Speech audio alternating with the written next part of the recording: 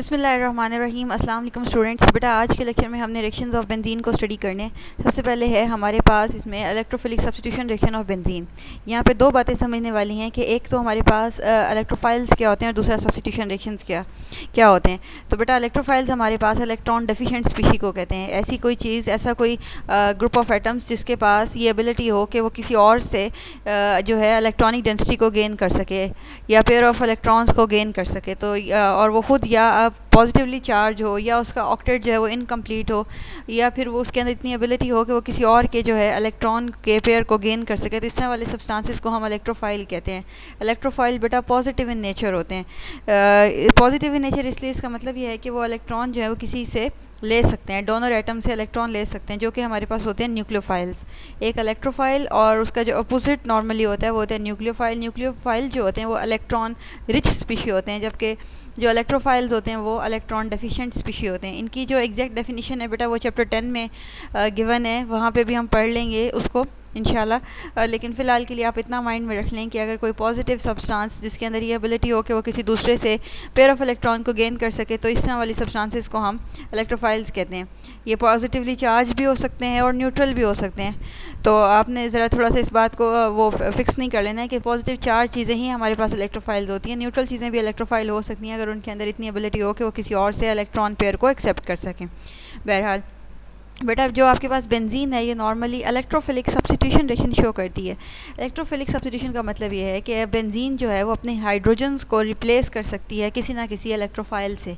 Substitution for replacement यानी कि जो बेंजीन के अंदर जैसा कि आपको मालूम है 6 हाइड्रोजन होते हैं।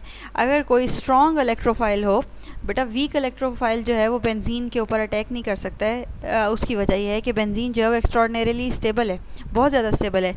इसकी वजह से हमें स्ट्रॉन्ग इलेक्ट्रोफाइल चाहिए होते हैं, इनके इंतहाई पॉजिटिव मॉलिक्यूल्स या इस किस्म की स्पीशीज़ जो कि स्ट्रॉन्ग इलेक्ट्रोफाइल हों, जिनका करेक्टर ये हो कि वो फ़ौरन से पेयर ऑफ इलेक्ट्रॉन को जो है अपनी तरफ अट्रैक्ट कर सकें। इस तरह वाली चीज़ें हाइड्रोजन जो है बेंजीन की उसको रिप्लेस कर सकती हैं, उसको सब्स्टिट्यूट कर सकती हैं।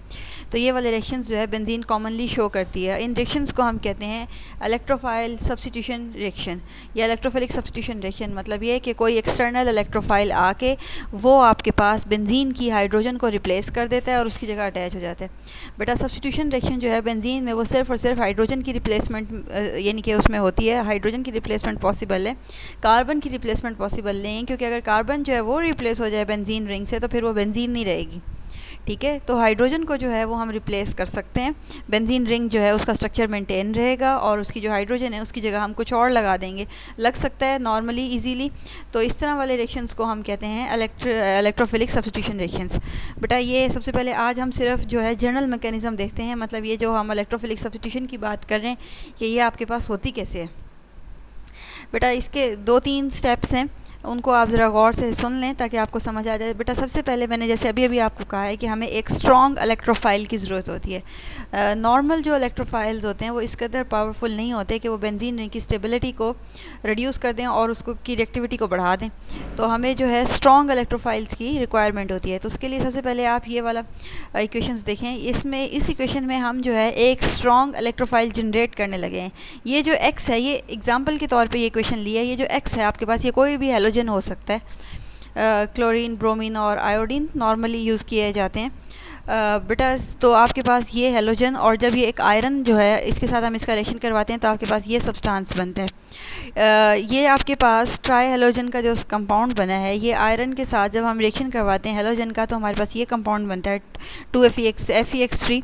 और जब इसको हम दोबारा हेलोजन के साथ रिएक्ट करवाते हैं तो ये एक और हेलोजन का मॉलिक्यूल है। तो हमारे पास होता क्या है कि ये जो आयरन है ये पॉजिटिव ट्रांजिशन मेटल है, ट्रांजिशन है, तो डेफिनेटली पॉजिटिव इन नेचर होता है। तो ये इस दोनों हेलोजन्स में से बेटा अगर मेरा ख्याल है आपको ये बात मालूम होगी कि जो हेलोजन का मॉलिक्यूल है इसके अंदर लंदन डिस्पर्शन फोर्सेस होती हैं। तो इन दोनों एटम्स में से एक जो एटम है वो पार्शियल नेगेटिवली चार्ज होगा और जो दूसरा एटम है वो पार्शियल पॉजिटिवली चार्ज होगा। तो आपके पास ये जो मॉलिक्यूल है ये वाला, ये जो कि हमने ऊपर वाली इक्वेशन से सिंथेसाइज किया है, ये यहाँ पे ये बड़ी सिंपली बन गया। जब आप directly pure transition metal iron का रिएक्शन करवाते हैं हैलोजन के साथ, तो आपके पास ये कंपाउंड बन जाता है Fe(X3) try halogen transition metal. तो जब आप इसको मज़ीद एक हैलोजन के साथ रिएक्ट करवाएंगे तो यहाँ पे हमारे पास इस स्टेप में इलेक्ट्रोफाइल जनरेट होता है। कैसे भला कि आपके पास ये वाला जो मॉलिक्यूल है हैलोजन का, ये बेसिकली हमारे पास इस तरह है, इसके अंदर बेसिकली हमारे पास लंदन फोर्सेस जो हैं वो प्रेजेंट होती हैं। तो इनमें से एक जो है वो पार्शियल पॉजिटिवली चार्ज होता है और एक जो है वो पार्शियल नेगेटिवली चार्ज होता है, इस तरह करके।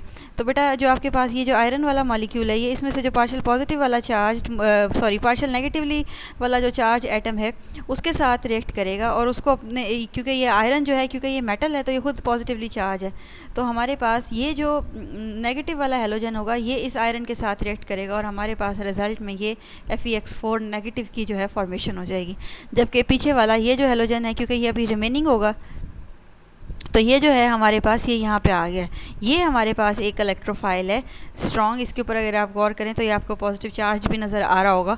ये जो है हमारे पास बेंजीन रिंग के साथ जो है ये रिएक्ट कर सकता है और हमें सब्स्टिट्यूटेड प्रोडक्ट दे सकता है। दोबारा देख लें इस बात को, हमारे पास सिंपली सबसे पहले एक प्योर मेटल के साथ हैलोजन का हम रिएक्शन करवाते हैं ताकि हमारे पास एक ट्राई हैलाइड किस्म का मॉलिक्यूल आ जाए। उसको जब हम मज़ीद फर्दर हैलोजन्स के साथ रिएक्ट करवाते हैं तो जैसा कि आपको मालूम है हैलोजन्स के अंदर लंदन फोर्सेस होती हैं, इंस्टेंटेनियस फोर्सेस। तो उसके पास बेसिकली अंदर पोल्स बने हुए होते हैं, इंस्टेंटेनियस पोल्स। तो एक जो एटम होता है पूरे मॉलिक्यूल के अंदर वो पार्शियल नेगेटिवली चार्ज होता है और जो दूसरा होता है वो पार्शियल पॉजिटिवली चार्ज होता है। अब ये जो ट्रांजिशन मेटल है आयरन जो है, ये पार्शियल नेगेटिव वाले के साथ जो है रिएक्शन करेगा। उसकी वजह ये है कि मेटल्स जो हैं नॉर्मली पॉजिटिव इन नेचर होते हैं, ये उसके साथ रिएक्शन करेगा और उसको एब्स्ट्रैक्ट कर लेगा, तो ये आपके पास टेट्रा हेलोफिरेट आयन बन जाएगा, जैसा कि आपको यहाँ पे नज़र आ रहा है। उसके बाद जो रिमेनिंग हमारे पास हेलोजन एटम होगा पॉजिटिवली चार्ज जो था वो हमारे पास सेपरेट हो जाएगा, जो कि एक स्ट्रॉन्ग इलेक्ट्रोफाइल है, जो कि अब हमारे पास बेंजीन रिंग के साथ रिएक्शन कर सकता है। अच्छा बेटा, अब नीचे हम देखते हैं, क्योंकि ये फर्स्ट स्टेप में हमने क्या किया है कि जनरेशन की है किसकी, इलेक्ट्रोफाइल की, स्ट्रॉन्ग इलेक्ट्रोफाइल की। तो अगर आप हेडिंग बनाना चाहते हैं तो आप बना सकते हैं जनरेशन ऑफ स्ट्रॉन्ग इलेक्ट्रोफाइल। अच्छा जी, बहरहाल अब हमारे पास ये जो हमने ऊपर यहाँ पे एक स्ट्रॉन्ग इलेक्ट्रोफाइल जनरेट किया है, अब ये हमारे पास रिएक्ट करेगा इस बेंजीन के मॉलिक्यूल के साथ।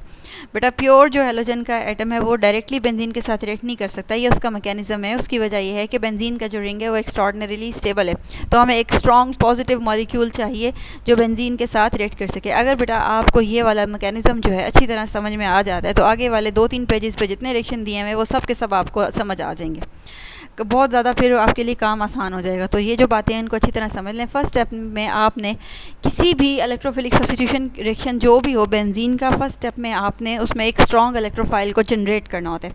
सेकंड स्टेप में हमारे पास जो इलेक्ट्रोफाइल होता है उसका रिएक्शन होता है बेंजीन रिंग के साथ।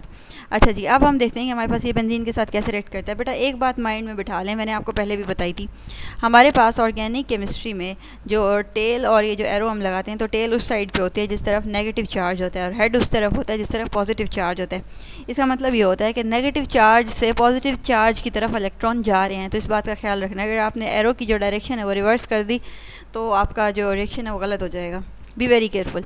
तो अगर आप इस यहाँ पे गौर करें तो ये जो टेल है ये बेंजीन रिंग के पाई बॉन्ड से जा रही है। अच्छा, आप बच्चे अक्सर ये करते हैं कि ऐसे करके एरो लगा देते हैं सिंगल बॉन्ड की तरफ से। सिंगल बॉन्ड जो है वो अपनी इलेक्ट्रॉनिक डेंसिटी जो है वो डोनेट नहीं कर सकता, पाई बॉन्ड कर सकता है, क्योंकि पाई के पास जो एक्स्ट्रा जो पाई इलेक्ट्रॉन है वही उसने डोनेट करने होते हैं। तो बेटा अगर आप गौर करें तो यहाँ पे पाई इलेक्ट्रॉन्स के साथ से आपके पास से ये जो एरो है ये लगाया गया है। इसका मतलब ये है कि ये जो पाई इलेक्ट्रॉन है बेंजीन रिंग इनको डोनेट कर रहा है किसको, जो हमारे पास हमने स्ट्रॉन्ग इलेक्ट्रोफाइल जनरेट किया है उसे।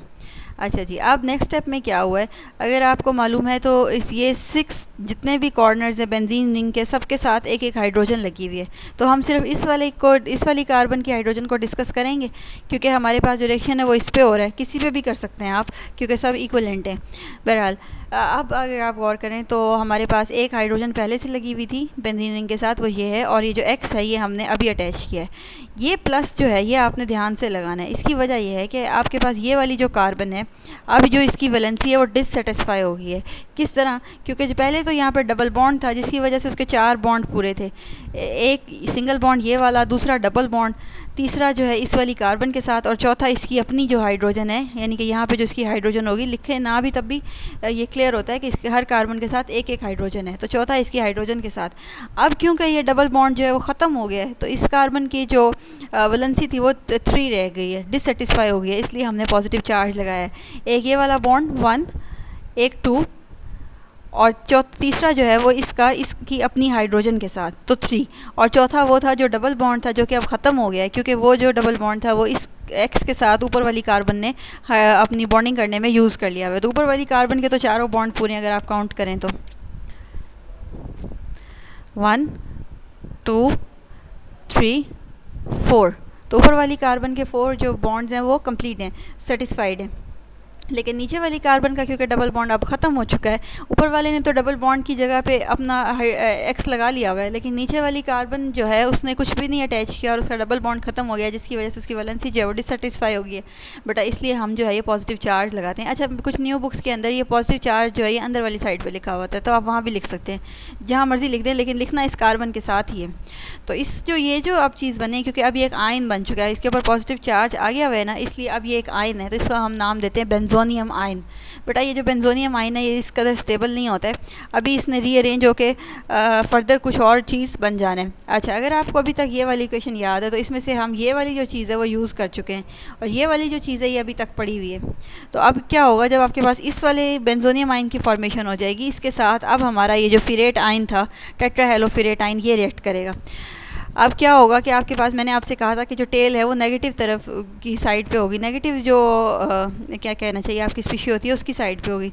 तो जो अब आपके पास ये टेट्राहेलोफिरेट आयन है ये नेगेटिव है, यहाँ पे भी अगर आपको एक्स के ऊपर नेगेटिव चार्ज है यहाँ पे, और यहाँ पे भी एक्स के ऊपर नेगेटिव चार्ज है, तो ये जो है ये इस हाइड्रोजन के साथ रिएक्शन करेगा, इस हाइड्रोजन को बाहर ले लेगा।